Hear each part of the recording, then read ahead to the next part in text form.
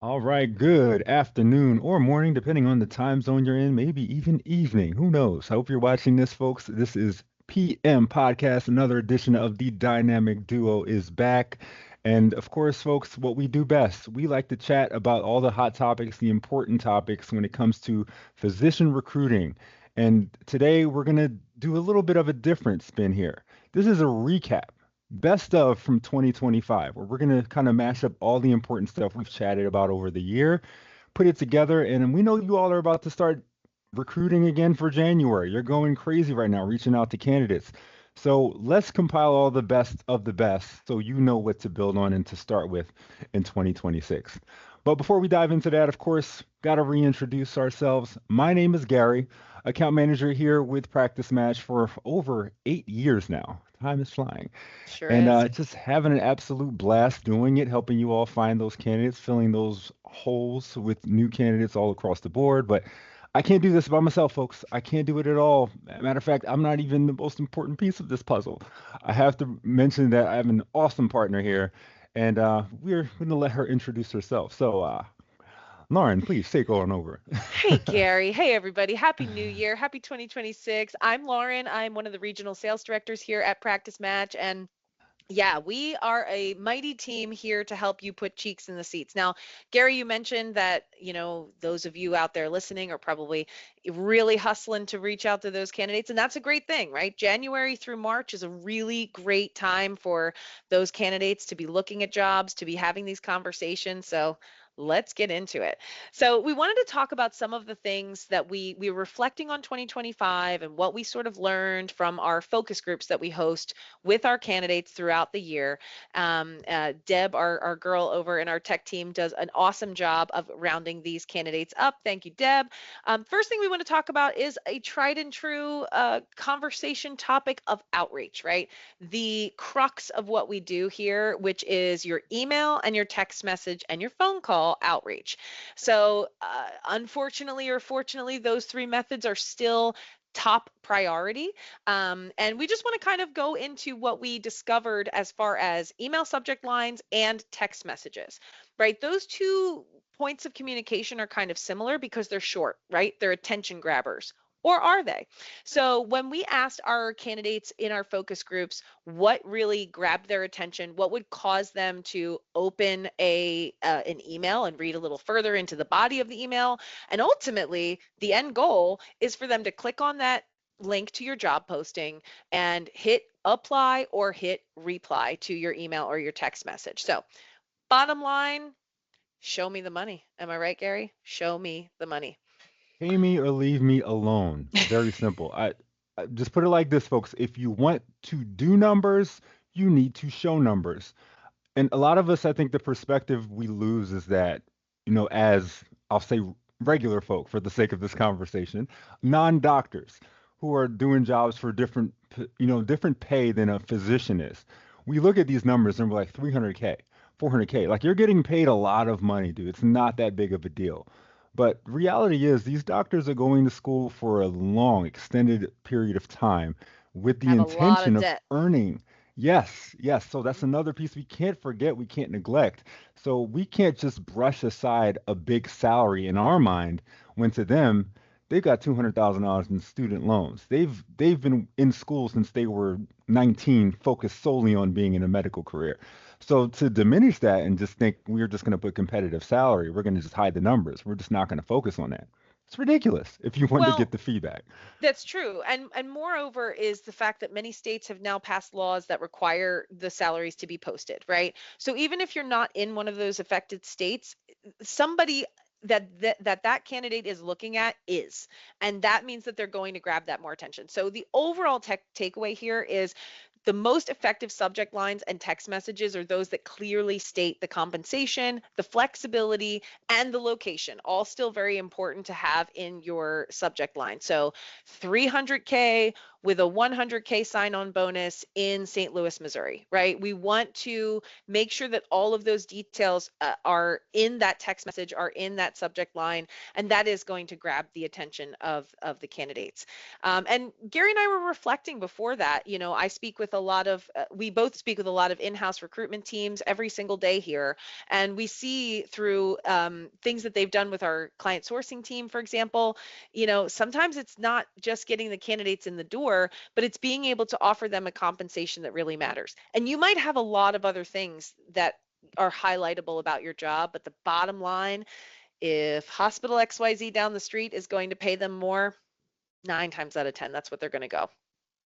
Yeah, unfortunately, but there's some flexibility there. So that's something else I think we can talk a little bit more when we get to the recruiter relationship side. But I think having an understanding of the compensation and being somewhat flexible, like if you're off by like 200K, maybe that's a huge gap.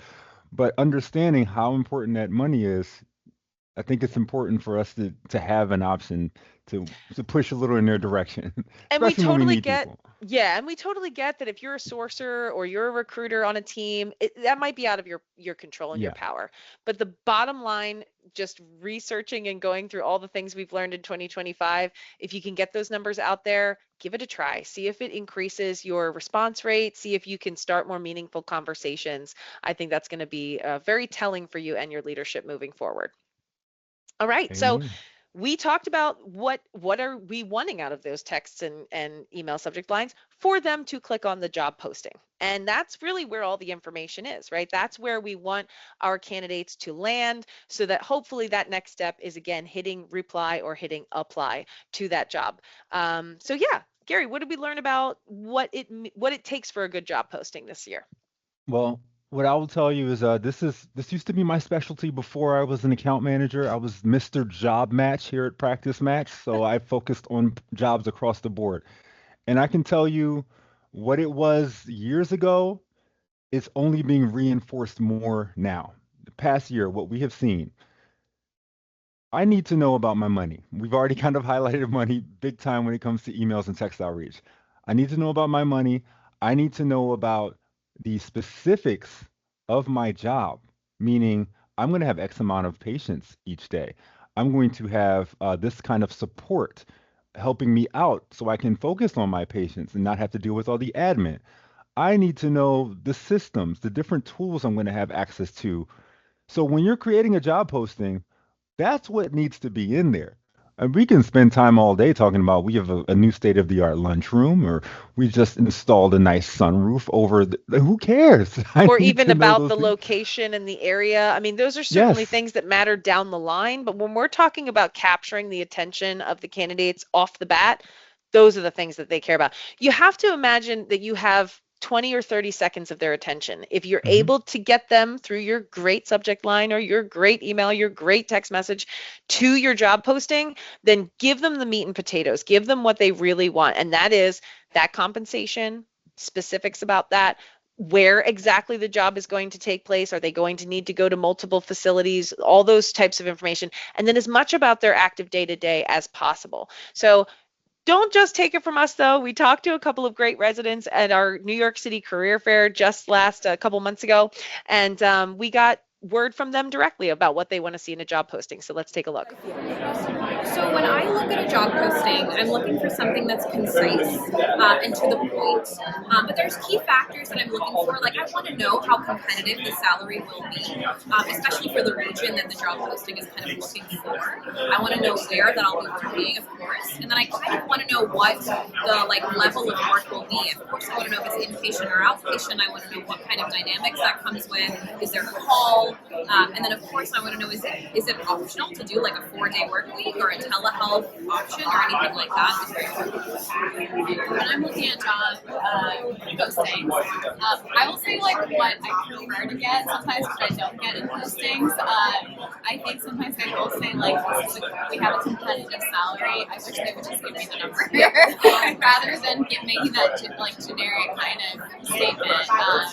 And then also like another thing is I feel like I understand like rural areas do have a harder time to recruit, but I think sometimes job postings do just put the main city, and we don't really know how far away it is from the city. So like if it is a rural position, I would prefer to know like oh, this many miles away from that city.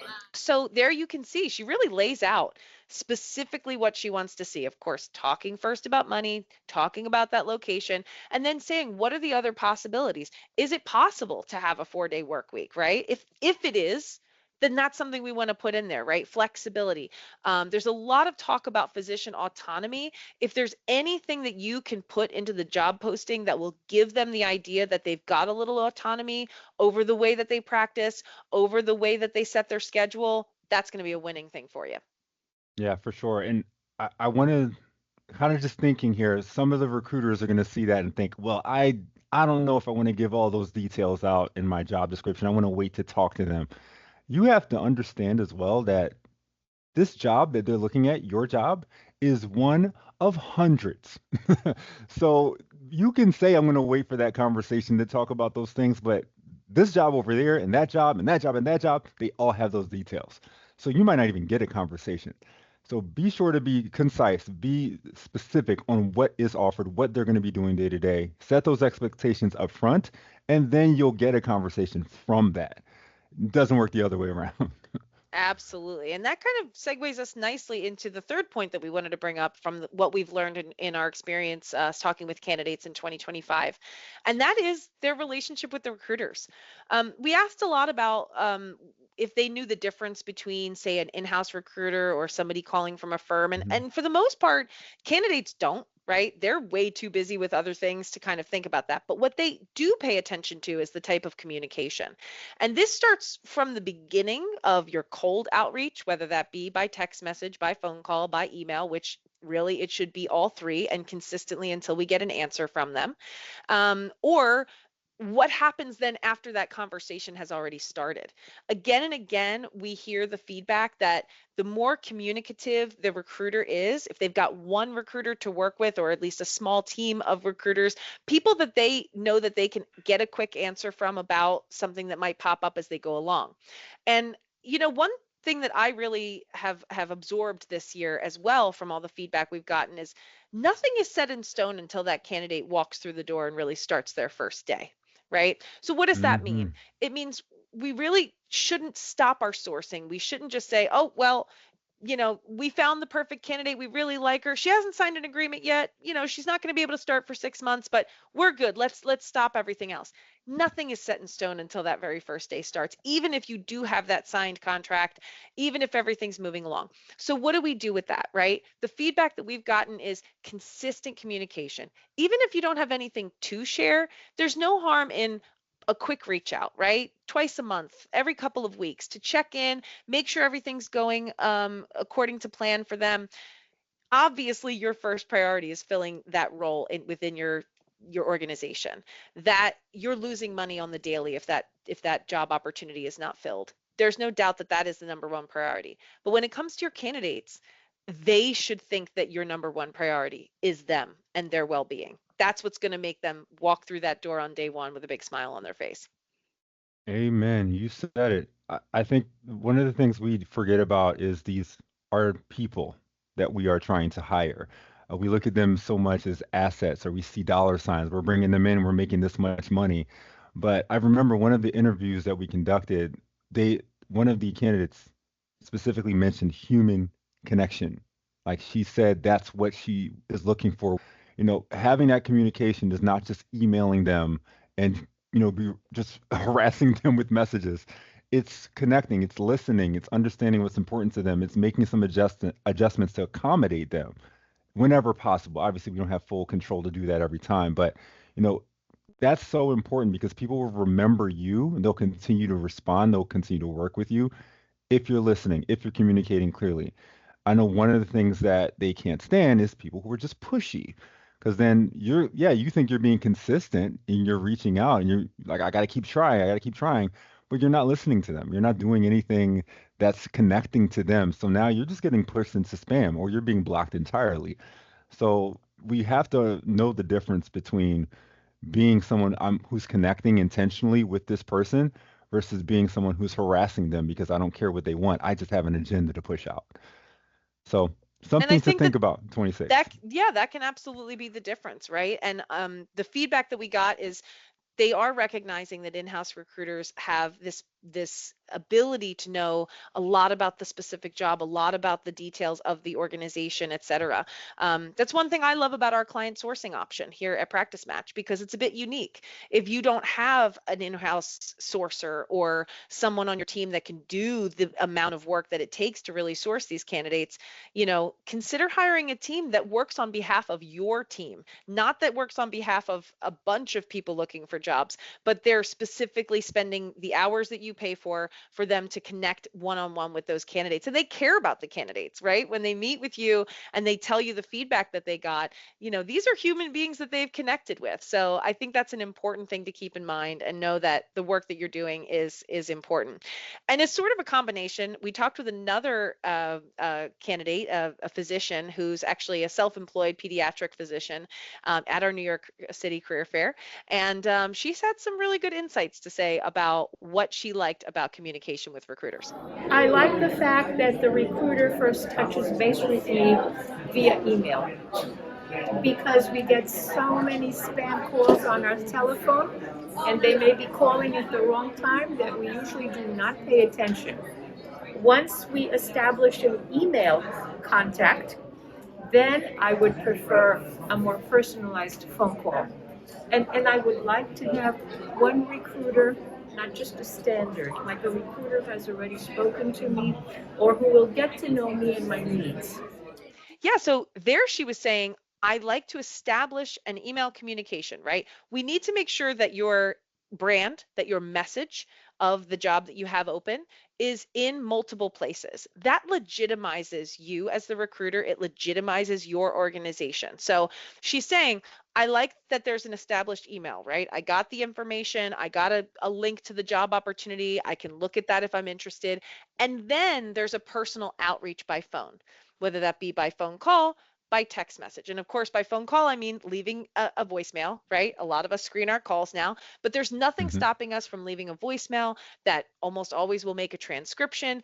The point is your name and your message is getting across to these candidates and they're seeing you in multiple spots. Combine that with your overall organization, sending out some postcard mailers, doing some billboard ads, some geofence campaigns, things like that to really grow the brand. Now that physician says, this is a legitimate organization that I want to spend a little bit more time learning about their job opportunity. So very insightful there. Amen. You got to have variety with your reach out. Just the whole combination is the only chance you have to win. You have to have the right content. You have to lead with what they want to see, and then you have to hit them in so many different places. So that's the kind of market we're in right now, where we have to make the approach incredibly intentional with everything we do, trying to be as personal as we can, especially if we have a key candidate in mind. So that's the mindset that we're now taking into 2026. We know what the content needs to be. We know how we need to approach things with our candidates. So now let's take January, let's take February, this whole entire quarter to just execute. Yeah. You know, let's use our account managers, such as myself. So anyone who works with me directly, let's talk. Or if you don't work with us yet, talk to Lauren and she can get you on board. But let's go ahead and execute because it's so important to take this time, take this information, put it together, and execute immediately. We Exactly. want you guys to win. So Yeah. use us. Yeah, we're a one-stop shop here at Practice Match. All those things that I mentioned, the marketing efforts, job postings, subscriptions, client sourcing assistance. We've got, great consulting help as well. We're here to help you. We want to give you access to those candidates and we want to help you figure out how to best reach them. And we want to help them as well. So that's what we're all about. We're so glad that you've joined us for this podcast. We want to wish you a very happy start to 2026. We're excited about our focus groups coming up for this year. We're hoping to switch things up a little bit, maybe talk about some content creation on social media and how that can affect your Mm. communication with candidates as well moving forward. Listen, we are in a very fast moving society with AI and everything else going on. So stay tuned. We've got a lot more coming. If you have anything that you would like us to focus on with our focus groups and our candidates, send us an email, find us on LinkedIn. We are very hard not to get in touch with. So feel free to reach out. We will be happy to take that feedback and anything that you'd like to see moving forward in 2026.